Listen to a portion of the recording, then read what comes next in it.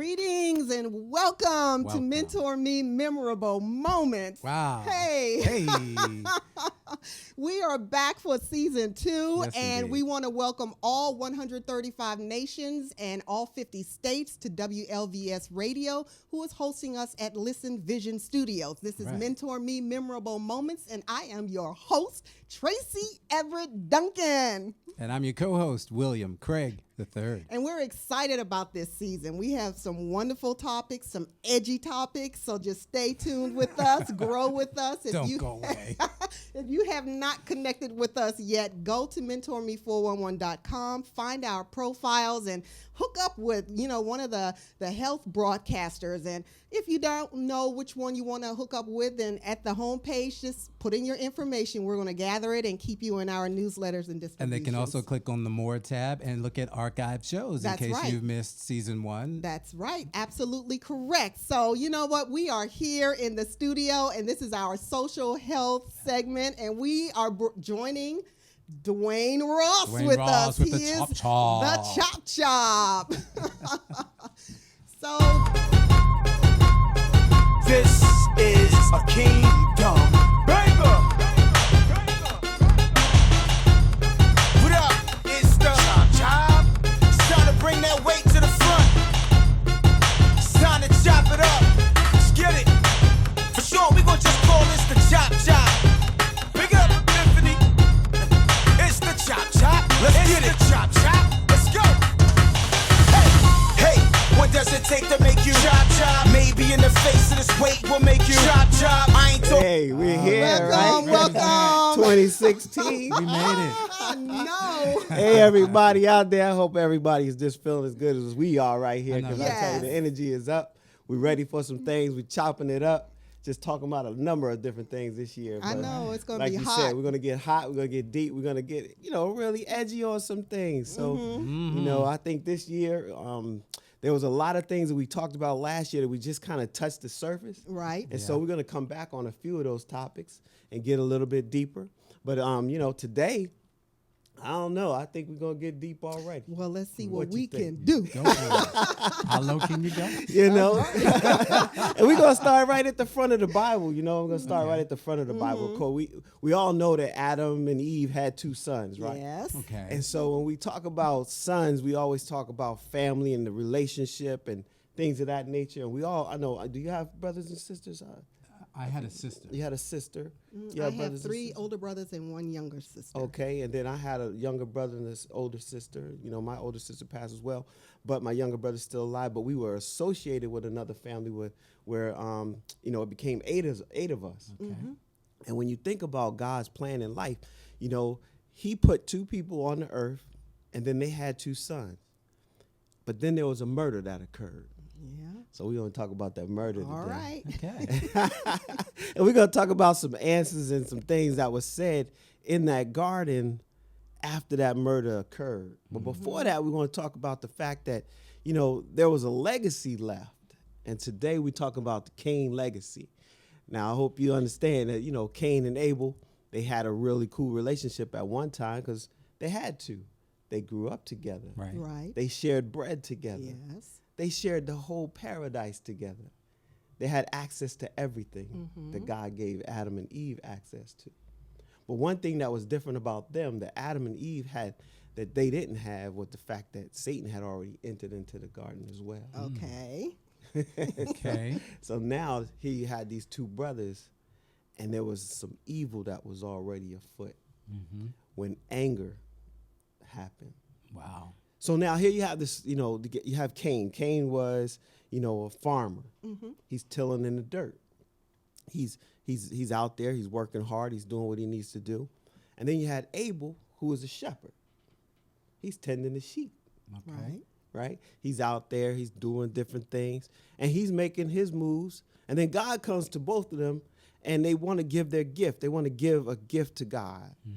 And then for some reason, Cain looks at his gift and thinks, well, how come God didn't favor my gift? And we talk about how young men in the same family take major different directions.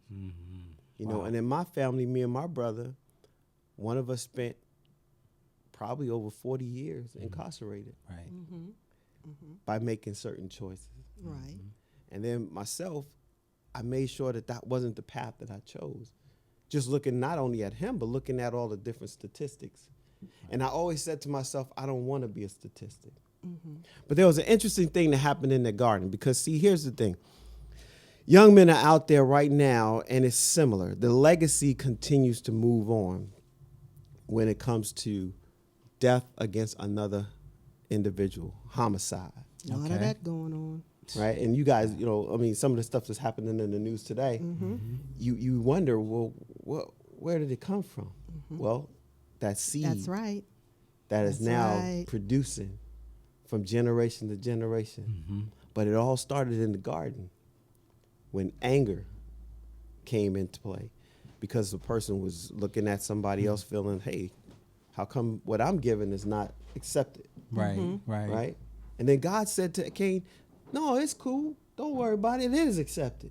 You know, it's no real difference between the two of you guys. I'm just, you know, this right here, I'm accepting a little bit different than I'm accepting on yours. Right. Have you ever had kids or know of kids who come to their dad or their mom and they ask for a certain thing, and the father or the mother seems like they have favor over one than the Right. other? And in some cases they do. Yes. And it's like we act like that don't exist, right? You know, some of your kids, you be like, I really like you, but you, I can't stand right now, right? Like my aunt would say, I love you, but you right now, you really getting on my nerve. That's right. So it was probably one of those kind of situations where if the Wow. child understood the love of the father, if they really understood God's love, maybe that anger wouldn't have taken such a ugly turn in the garden. Right. So here's Cain out there. He's doing his thing. Abel's doing his thing. They come before the Lord. They give a gift offering.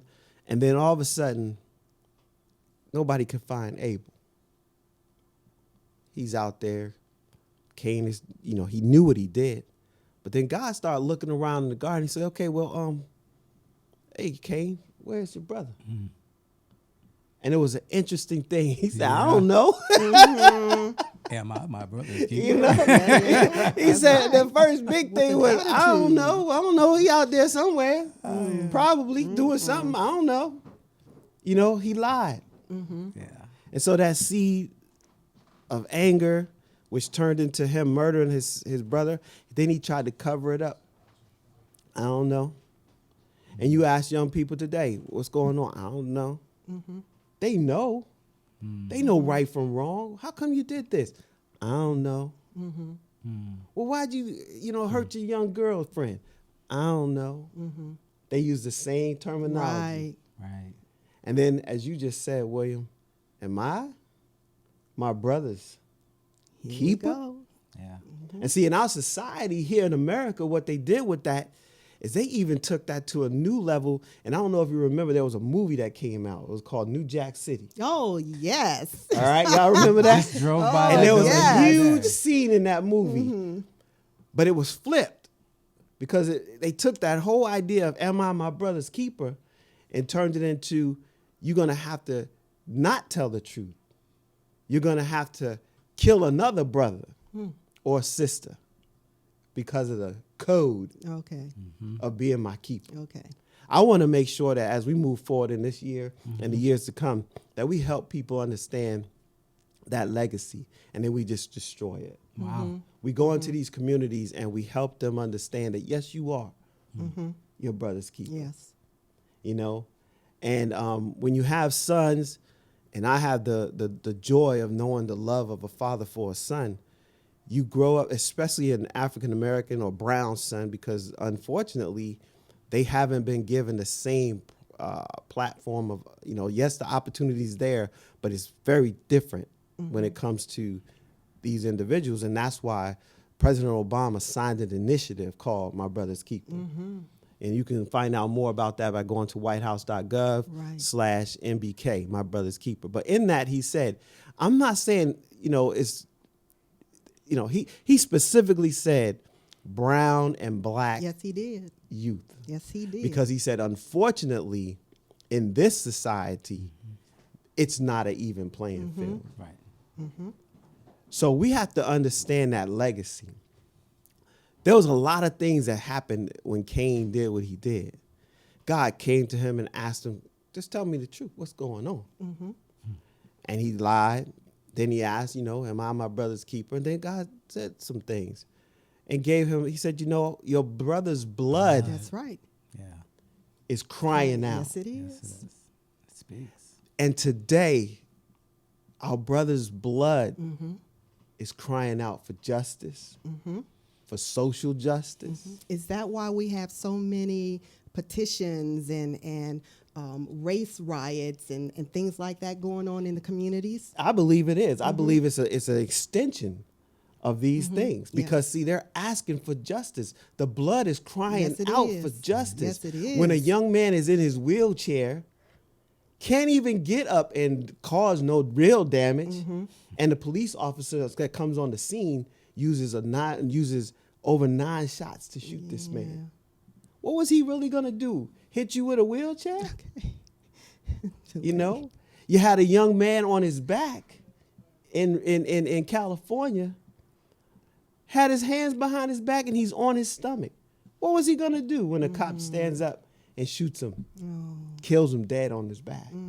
You had a young boy playing in the park I remember with a that. fake gun. Yes. And instead of them coming up and saying, put down your weapon, hold off, young man, or whatever, there's no other people around. They jumped out the car while the car was still moving and shot the boy dead. Yes. The blood is crying in the streets. And some people have come to the place to think that's normal. That's normal. Because Cain was like, hey, it's cool. I don't know. And the blood was crying out. So the blood is still crying out for justice. The blood is still saying, what can we do to turn this whole thing around? Right. Dr. King talked about the dream, and in that dream he talked about character. Right? That's Yes. right. So we got to start with character. The character of Cain was to lie. Yeah. So we got to help our young men understand how to tell the truth and face their own self. That's right. Take responsibility That's right. for that truth, and step up. We have to help them understand that as a part of the community, when you do something negative to someone else, you pretty much putting a seed out there for something to come back to you. Oh, most definitely. There's a lot of images, and you have image and then you have reality. So our young men are getting images that are very, very, very detrimental to our society, and we have to help them understand some things. Now, of course, I'm gonna put on my glasses. Okay. I hope y'all all right with that, right? Because I got a couple things I want to make sure I cover as we move forward. Because another thing about Cain is that Abel's response. A lot of people don't think that Abel responded, but he did, because his blood said, "Hey, I need y'all to pay attention to some things." And America has a response. Right now, let's look at the fact that America has, and this is just a test of over 100,000 homicides. Are these on slides? These are slides. Hey, Mike, so if can you you could go load to those slide slides? number Yeah. 3, Mike, or 4. Slide number 4. Let's go look at some things. Because there was an interesting idea there. Okay. They're looking at economics, of course, because we are in the United States of America. Okay. And so when we're looking at this here, we're looking at the exposure of Cain's legacy today. The OECD, they take these statistics to look at how is this affecting the economy. Wow. And look at America. America's number 4 on the list from the top, and it's craziness about what's going on. It's craziness. Okay, so that's a pretty powerful slide. But let's talk about what was exposed. First of all, he was a son of somebody's mother. Abel was. And Cain knew that was his mom's son. Right. But let's look at the next slide. Cain had to push past the love that he had for his mother to look at what he did to his own brother. Cain had to understand that his brother, whom he should have protected, he was the one causing the damage. Abel was a good brother. He never did any wrong to him. And his parents that had sinned, but a lot of times our children are thinking they have to walk out the sins of the father, Right. the sins of the mother. That's another program. And that's another one coming up. Because like I said, this is just the tip of the iceberg. Hearts must have been filled with anguish and guilt. And then when they heard that their son is dead, they probably had to think about, did we cause this? Did I cause this by staying in the neighborhood? Maybe I should have moved. Did I cause this by not educating my son on how to respond to authority? Right. That's another. And we talked about that. Yeah. You know, hey, put my hands up, That's my hands right. up. I'm on the ground. That's I'm going right. to live another day. Yes. In most cases. Because now you can't Now, see that any doesn't aggression guarantee. whatsoever. Right? You said that's not a No, it's not a Not a guarantee. guarantee. Because remember, there was another husband and wife. Put his hands up, had his hands out for the police officer says, put your hands up. He did that. They did that. The other cop that came on the scene didn't even think about it twice. Shot both of them. Now, one survived to tell the story. Okay. We followed exactly what you said. So, yeah, it's not a guarantee. Right. But I think we'll see a reduction, if not a blatant just disregard. Okay. And that's what we're going to talk about, too. Because, see, he had to listen to his mom and his dad. He had to have parents giving him some instructions. On that slide again, going back, his parents had sinned, but Cain showed pride, unbelief, and no remorse. I don't know. What you asking me for? Is your little brother out there doing drugs, selling drugs on the street? I don't know. Go ahead and, eat those greens and stuff that we just bought. Okay. Okay? Cain denied the crime as if it would conceal it from God. Cain tries to overcome and with a deliberate lie, overcome the murder. And then his reason never actually stated clearly. There was never a real reason given in reference to why and how and what he was actually doing and why he actually followed through. Wow.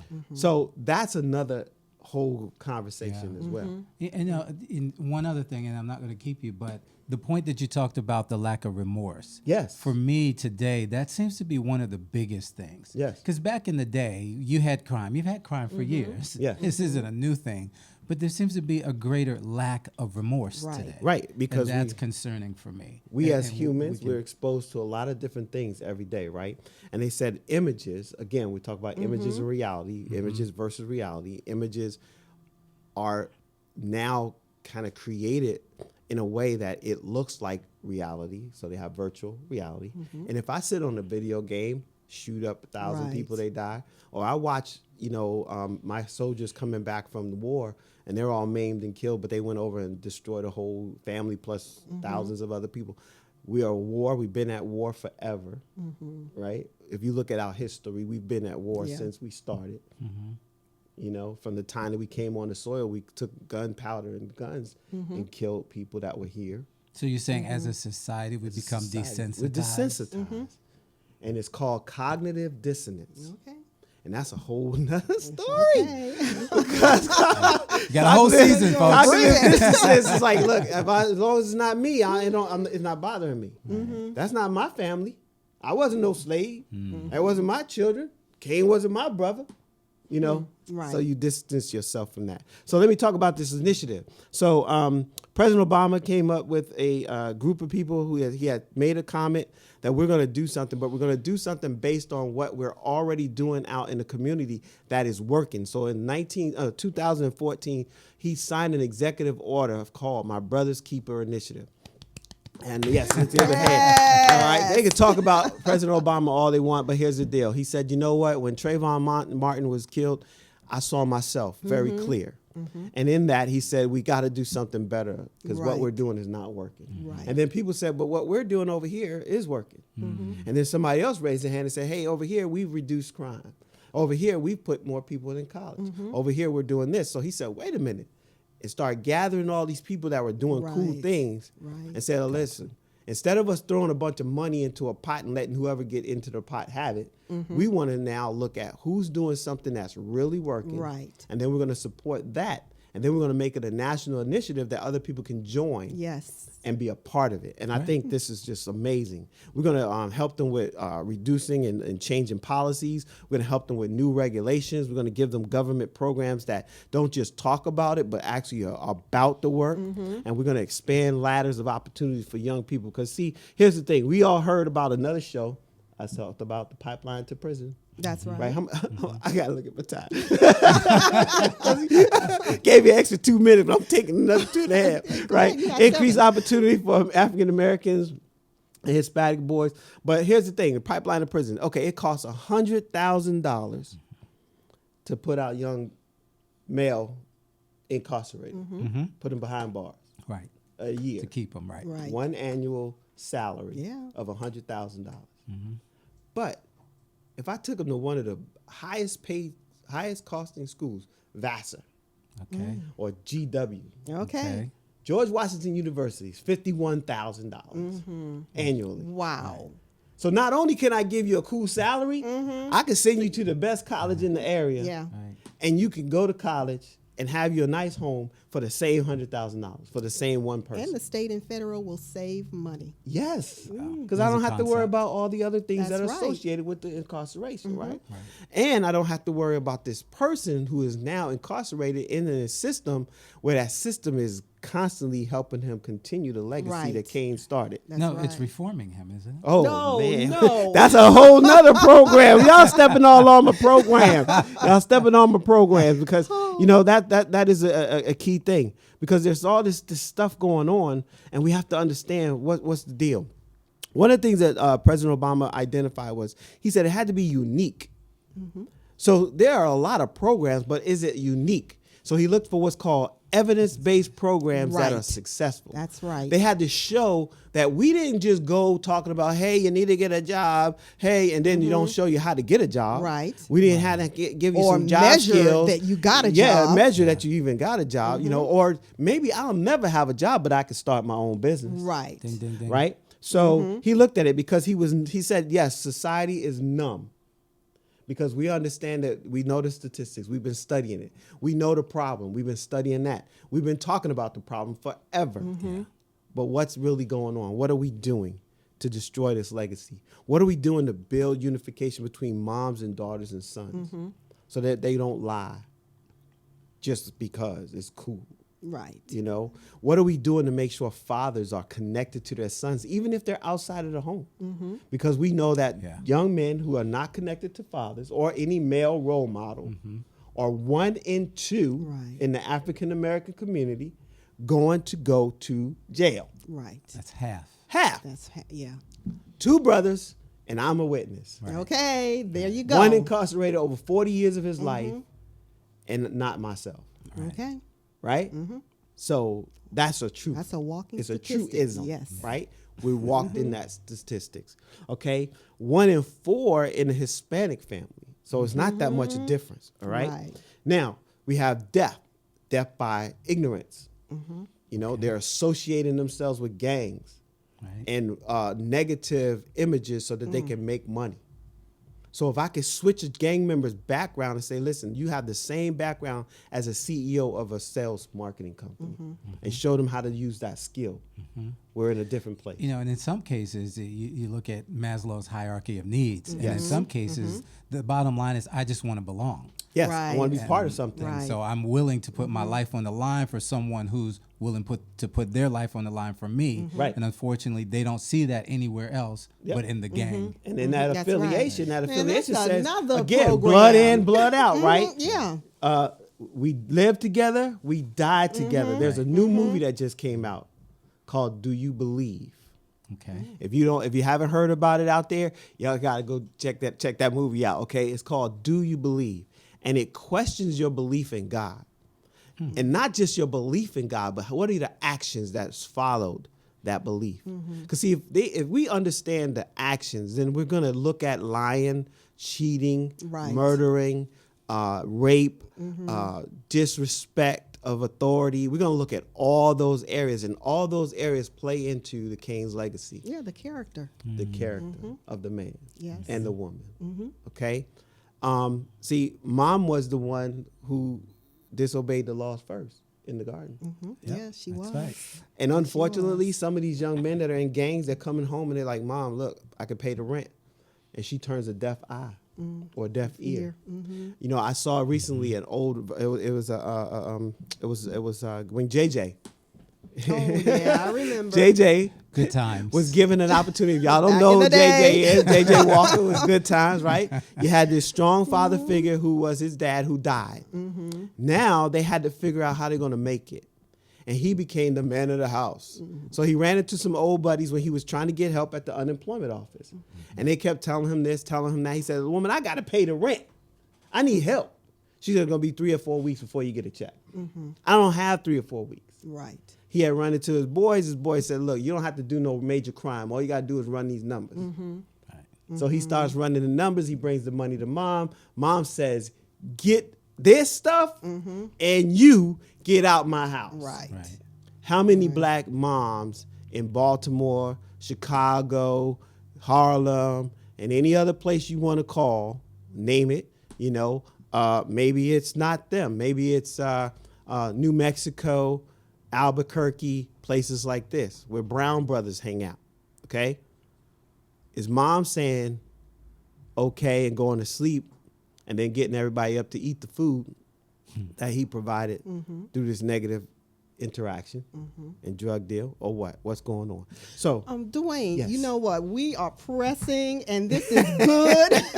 And so, are you planning on moving we this gonna do? to the February segment, or you have yes, something we're going to different? do part 2. Oh, good. Because Okay. part 2 is going to talk about the solutions that are here near Okay. us. Because actually, when this initiative was released, Maryland wasn't on the list Oh, hello. of first adopters, and DC was on the list, but it wasn't that much going on. And so we're in the DMV area, and the list is pretty long. However, where's the representation for this area? That's right. Wow. That's right. So Dwayne gave you a challenge to go to whitehouse.gov and pull up my brother's whitehouse.gov/MBK. MBK. And you'll get the information. I also say go to YouTube, and if you just put in My Brother's Keepers Initiative, the first video that will pop up will be President Obama's expression of what he was thinking and how they came to this conclusion that we needed to do something nationally. But he Okay. starts off with a young man named Christian. Okay, yeah. And your little Christian gets an opportunity to speak for the president, Okay. to introduce him. But he talks about not having his father and how they were all sitting in a circle talking about their problems when they realized this happened to you. You grew up without a father. Right. And President right. Obama was being transparent with them. Yeah. See, that's another thing we have to do. We have to be transparent with our young men and women. We have to let them know we've been through some things. We have to let them know that we've been going through some things. As a matter of fact, we might even tell them that we're in some things. But we're going to work our way out the right way to get out of it. All right? So go to whitehouse.gov and pull that initiative down and read through it, because there's something else going on in that initiative too that we're going to talk about in a few weeks, and that's something that I'm going to expose. Expose it. It's All a right. wonderful initiative, but there's something going on in that as And well. we need to understand that too, because when we start initiatives, they take on their own lives, Right. And we want to know that we're sticking to the core of what things are, because here's what we do recognize. Dwayne Ross. You're like those Baptist preachers. You gotta shut me down. Yes. And I gotta get an amen. She did. Gotta get amens again. Well, look, Dwayne, As we I go to my love it. seat. They put the We little finger. love when you come into the studio, because man. we know. I mean, if you have not connected with him on social media, you have to, because he Yeah. is the justice cry out there. You have Yes, got to truly. get connected with Dwayne Ross. But anyway, go to MentorMe411.com, click on his bio, and follow him through his websites, his blogs, and his social me up media. on Facebook. Yeah. Yep. Connect with us. There it is, right There's there on the the screen. All the information info right right there. there. Boom. Okay, but now we're going to turn this Screenshot. segment over to Yes, we're going to talk y'all. about what happened with Abel and Cain. Nah. What would have happened if they started their own business? Huh? All So right. listen. You know what Dwayne talked about quite seriously as we talk about good social health is very important. And Cain and Abel were both in businesses of their own, and they were. and that's just it. One looked at one business and said, "Oh, I like that business better," and so that's part of the problem. And Mike, if you go ahead, we can run through the slides, because for me, as we look at the climate that we're in today, I believe truly that the key to good social health is to have your own successful home-based Yes, business. I agree. And so the first question always is, who's going to benefit from this information? Me. There you go. Good answer. It's always easy to talk about what other people should do, but hey, start with the man in the mirror. Where'd I hear that before? Yes. And so here we go. If the key to good social health is starting a successful home-based business, then what is the key to a successful home-based business? Well, I'm so glad you asked that question because the key is truly to embrace your power to be. Now, for those of you who have been following us, you say, well, wait a minute, William, you've talked about the power to be before. Yes, I have, but we're going to repurpose. There's something you want to write down that term. Okay, very important in today's society. We're going to repurpose the material based on what we're discussing today. Go ahead, Mike, and roll with the slides. So, what makes up your power to be? Great question. Next. Here's some things. Number one, your tags, your talents, abilities, gifts, and skills. Folks, we're all born with them. We have them. And what it boils down to is the stuff that you know how to do or that you can learn how to do. And as we look at this slide, I love this quote by Einstein because it really epitomizes speaks to what we show up as the epitome of doing something that we really shouldn't be doing. Mm-hmm. So many of us are fish trying to climb trees. And if you know anything about fish, they don't climb trees, ladies and gentlemen. Mm-hmm. Fish swim in the water. But too often, and I was guilty of this for so many years, I was doing the thing that I thought that I should be doing because of what? The money. Right. Because of the opportunity, because of the fame, because of the glory, because of the perceived popularity that I would have. And all the while, I was missing out on the thing that I was called and born to do. Right. And as we look at starting a home-based business, forget about what Bill Gates did. Forget about what Paul Allen did. Forget about what Colonel Sanders did for that. What is it that you should be doing? What is it that has been put in your hand? What resources, what talents, skills, abilities, gifts, what other resources, external resources do you have that you can utilize to be successful right there in your own backyard? Folks, we're making this thing too difficult. We're overthinking it. And I'm not oversimplifying it by saying that. You're overthinking it because you're looking around at what everybody else has done to be successful. And the key is you don't know what it took for them to get where they are. Right. You're seeing the finished product. That's right. You're going downtown to the jewelry store and looking at the diamond that's glistening in the sun. However, if you saw that diamond where it started out, you would have perceived no value. Mm-hmm. And unfortunately, for many of us, that's what we do when we look in the mirror. We perceive no value. And let me tell you, the first thing you got to do is stop listening to what other people say. That's right. Yes. Because just because they don't perceive the value that's in you doesn't mean that there's no value in you. That's right. Okay, go on to the next slide, because see, I'll get stuck right there. Dwayne talked about character earlier, and really part of what makes up your character, your power to be, is your character. Mm-hmm. Booker T. Washington, you see the quote on the screen, but I created one that says, hey, A plus B equals C. A plus B equals character. My decision-making process when I'm alone, plus my decision-making process when I'm in the presence of others, that equals my character. Tweet that. Tweet it. My decision-making process when I'm alone and my decision-making process when I'm with others, that determines my character. Mm-hmm. It's not enough to say, okay, well, what do I do when I'm by myself? Mm-hmm. Or what do I do when I'm with my friends? Because for some of us, they're two different worlds. Yeah.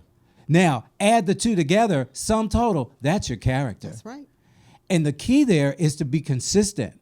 If you can make the same kinds of decisions when you're alone that you do when you're with others, guess what? There you have good character. Right. Oh, my goodness. Let's go back to the slides because there's so much. At the end of the day, your destiny is the biggest part of this. And what do you mean by destiny?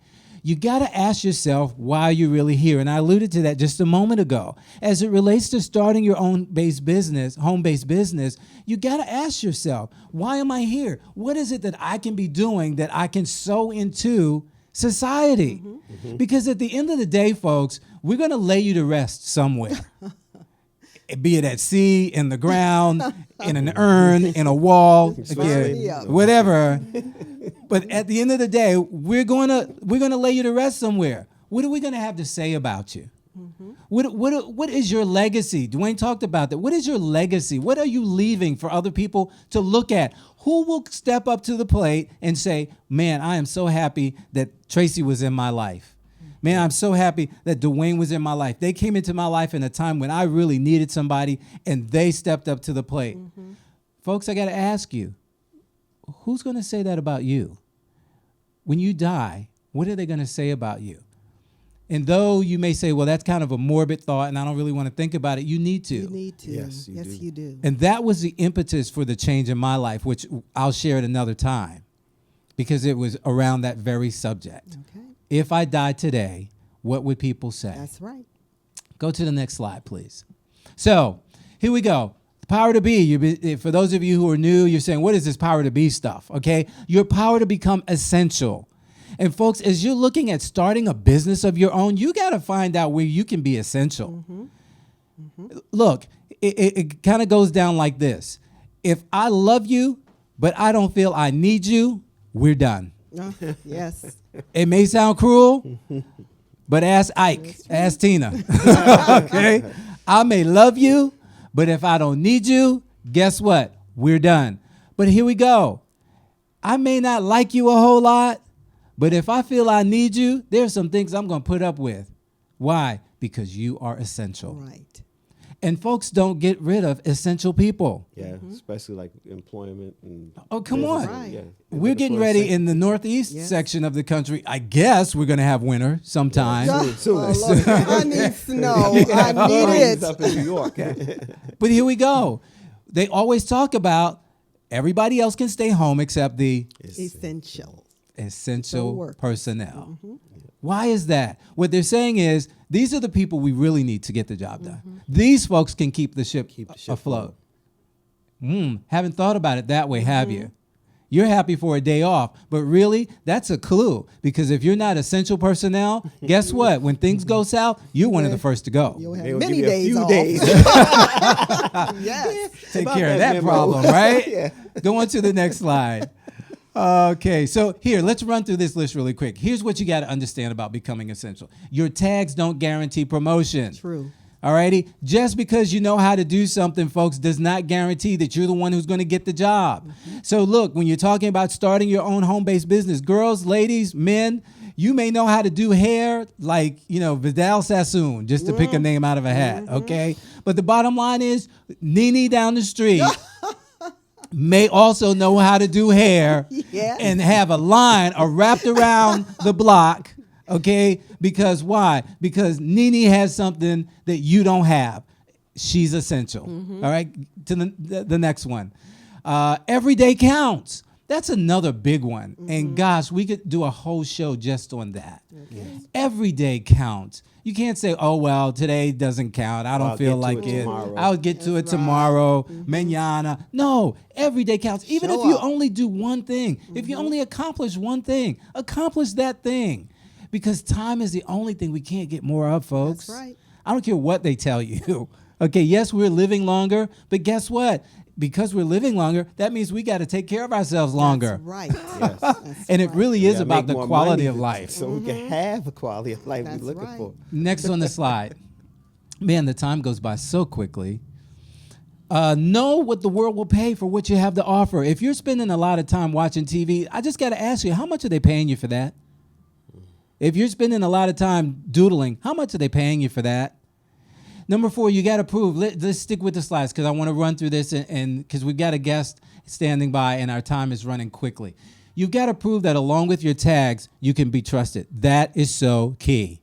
It's not just enough to be talented. How many people are we seeing in the news today who are gifted, who are talented, who are making pulling down big bucks. But some of them are going to jail, folks, Or dying. because they couldn't be trusted. That's right. Yes, some of them are getting blown out of the water, murder, suicide, because they couldn't be trusted. Number 5, life is like driving. You got to prepare for your turn before it comes. You can't say, oh, here's a turn. Hold on. Yeah, really. Swing your partner. No, man, you see that turn coming up, you got to be saying, okay, let adjust my speed, looking That's right. around to see what's going on, Yes. looking ahead to see what's in front of me, turning the wheel as I go. But more important sometimes, number 6 there, you got to consistently anticipate the next turn. That's right. And so many people get to a platform, and guess what? They're not ready to go to the next platform because why? They didn't anticipate the success and what it would take to stay on top. And that's why you have one-hit wonders. That's They right. spend all their time Yes. to get a song. Oh, man, I got a song. I got a hit. And they got a hit, and we're playing it, and we're going, okay, where's the next hit? And they go, next hit? You mean we're not going to play this forever? And then number 7, the signals you send to others matter. You got to think about that. What signals are you sending, folks? Don't give me a red light and a green light at the same time. Right. Please don't do that. Please don't do that, because I don't know what to do at that point. My brain shuts down. Right. I need the either go sign or the stop sign, one or the other. And some of us are sending mixed signals, and then we wonder why we can't get ahead. We wonder why our families and our friends won't buy into our businesses Right. when we want to start That's businesses. right. Stick to something because Well, they also well, go. there's a all kinds of concept. apps going back and There's forth. a concept. gotta Time. Pick something and stick to it. Come on with the next slide, please. Okay, William Shakespeare, and I'm taking a little poetic license here. William Shakespeare said, to be essential or not to be essential, that is the question. The Matrix said it this way: choose the red pill or the blue pill. And here's the thing. The one pill represented mediocrity in the status quo. One pill said, this is what, look, Dwayne talks about, you see him in the video, and you heard him talk about, maybe I need to move. Maybe staying where I am isn't the best thing for me. Exactly. It may not be comfortable, but it might be the answer that I've been searching for all along. Yep. Maybe I need exposure to new friends. New people. Hello. Places Maybe and there's some things. people in my life that I need to let go of. Oh, yes. Maybe there's some phone numbers I need to delete. And so here we go. 2 keys to becoming essential. Number 1, meet the known wants and needs of others. And number 2, meet the unknown wants and needs of others. What does that mean? Number 1, you got to find out what people need, what they want. Yes. That's how you look at starting a business. It's not just about the creative idea, okay? Because, you might say, you know what? I think purple rocks Really, would be, really good. man, I just, and put some fluorescent paint on them, and hey, I like think that we got cat a winner. commercial. You The see that cat cat commercial that glows in the dark. The glow in the dark. Right? Okay. So here we go. If the key to good social health is to start a successful home-based business, which I believe it is, here's why. Because you show up with pride. You show up with motivation. You show up with vision. You show control. You show initiative. When you start something at home and you build it into what it is you want it to be, to where it's taking care of you, guess what? You show up differently in your community. You show up differently at your family reunions. The conversations that you have are different. You don't waste your time with garbage and gossip anymore. You show up in a way that makes you socially responsible. And that's where we're trying to get you. One last thing there, Mike. Here we go. Successful home-based business means you got to become essential. And then when you learn to become essential, folks, you'll create your own opportunities. I can't tell you how many clients that I've worked with that I've gone in because I met their known needs, that all of a sudden I saw something that they didn't see, and I was able to meet an unknown need that they had. And then guess what? From that, the opportunities for me became endless. It's customized entrepreneurship. Totally. Totally. And it perpetuates itself. And so on the line with us this evening, we have a guest. Her name is India Brown. And India is a young lady that actually was one of my clients, and now I'm one of hers. And India started her very own home-based business. Are you on the line with us, India? Hi, how are you? Yes, I'm here. Fantastic. Hi, India. Hello, Miss India. Hello, Happy New Year. Happy New Year, and welcome to MentorMe Memorable Moments. Hey, listen, India, in the brief time that we have, I just have a few questions for you. Folks can read India's information on the screen here. And before we get into what she does, the first question I have for you is, what was your profession before you started your own home-based business? I was a contractor for the government for several years, and then I left to become a real estate agent. So after the market declined, I started managing properties, and I did that for several years. And so what was it that actually, I mean, you had one of them, well, it wasn't a good government job, but it was a good contracting government job, right? So what was it that clicked in your mind that said, hey, I need to do something for me? At the time, I had 2 children. I was a single mom of 2 children, and I was struggling to make ends meet. I was grateful for my job, but my girlfriend introduced me to the real estate market, and I made almost what I make in a year in about 3 months, and that was it for me. I'm like, you know what? Yeah. And so I can do this. You stepped out of a need and planted a seed. Yes. And it wasn't all about greed. He's a poet and don't know it. Okay. Yes. But the point I'm making here is that so many people will sit on the sidelines and say, oh, I'm not making enough money. Oh, woe is me. I got these 2 children I got to take care of, and I don't know what to do. And you yet took a risk and said, I'm willing to try something different in order to get something different. Absolutely. I had to. When you're a mom, a single mom, you have to make choices, and it's you can't. I didn't have anybody to fall back on, so I had to make the move for my family. What was best for me. So here we go. You're now in the insurance industry, and you do a couple other things in that vein, and I'll let you speak to that. So what made you choose this industry over any of the other things that you could have possibly done for yourself? Residual income. And a few other things as well. But I made a lot of money in real estate. But one thing I learned was that all of my commission checks were just one-time commission checks. And like you said, it wasn't about the greed. But my father sold life insurance, and I found it to be quite boring as a kid. But going back and reflecting on the conversations that we had, I'm like, I'm going to give this a try. And he suffered a stroke. And had to move in with me and my children. And when I had to take care of my father, life changed for me. Yes. And he kept talking to me about insurance, and I just stepped out again. I'm like, you know what, I have to do this, because not only was I taking care of my kids, now I was taking care of my dad. Right. It's time. Awesome. Yeah. But you know what? That reminds me of the conversation you and Dwayne and I had about your family's legacy, your family's DNA. Although you didn't think that the insurance business was for you at that time, you did at some point in time return back to your family's DNA. And that's what makes you so successful. When we understand what the family is all about and what we're supposed to do, then we will become successful. Right. And, you know, we get into DNA, and we could get so deep with that, no pun intended. But the truth of the matter is, there's so many things that we do that affect our children, and we don't realize it. And in this case, here was, as you say, your dad providing the example for all those years, and you looking at first, number one, being employed with a great good government job, right? Great opportunity, and saying, but I can do better, and going into real estate, making within 3 months what you'd made in a year, but then saying, I can do better. My goodness.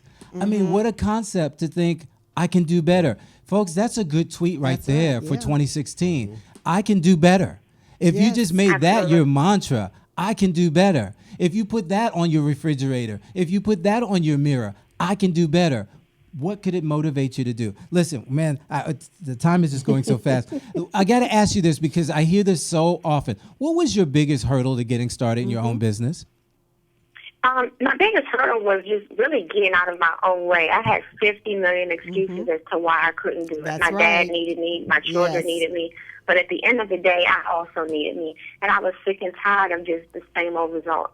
So once I got out of my own way and just did it, it was smooth sailing for me. And it hasn't always been easy, but I had to get out of my own way, let go of my fears, and just do it. Let me ask this question real quick. So you stepped out, you did this, you created this home-based business. Was it at the time you were still employed as a contractor, or you lost your contractor position? I walked away. I left that contractor's position to do real estate full time. And then after the market wasn't so great, I managed properties for several years. Okay. And so, yeah, and I did that until my father moved in with me. And so, India is a ride or die chick. Okay. Go ahead, girl, do your thing. I'm all in. But she brought up a great point, because it was about her getting out of her own way. Yeah. And folks, for some of you, it's not about mom, dad, sister, brother, the neighbor down the street, the bully. It's about you.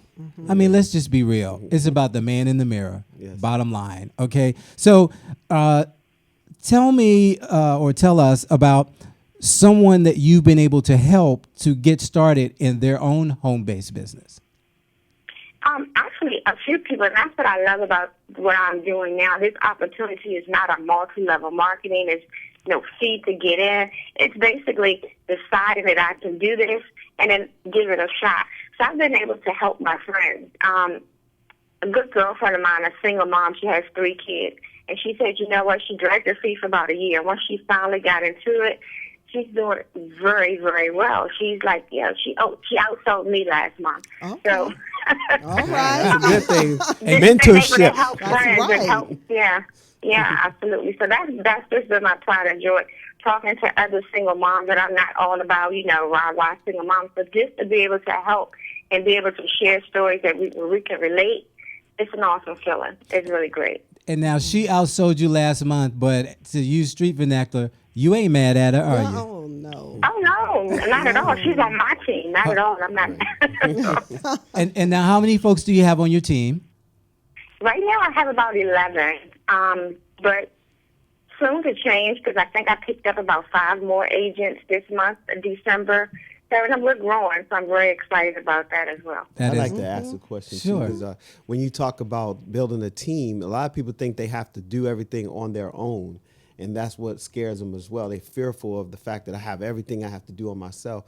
How did you go about deciding to build your team? Oh, we just dropped her. But you know what? We have an opportunity, if she dials in again, to Okay. answer that question. And if you put this last slide, her slide back on the screen, Mike, I just want to make sure everybody sees that it says for free information you can visit, and there she is, IndiaInsures.com. India, you there?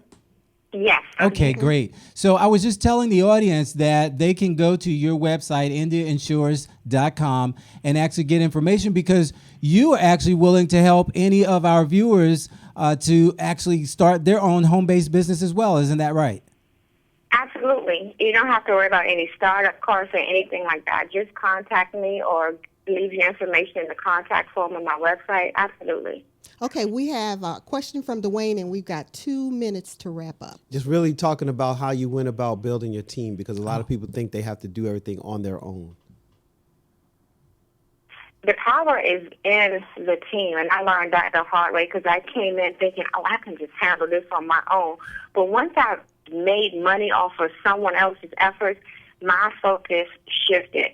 But building a team became very easy, because I was just doing what I naturally do, doing my business and talking to clients, and they were asking me, well, can I do this? Is this something that I can do?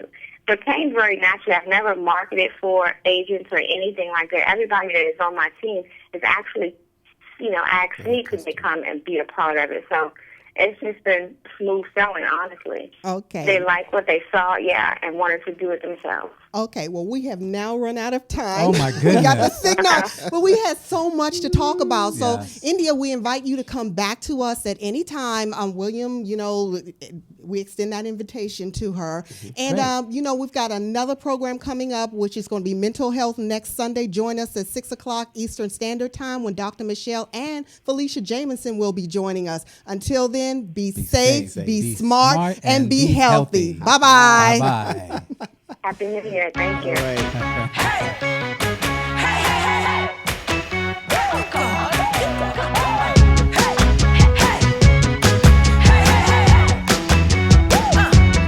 Well, I wear my clothes like this because I can.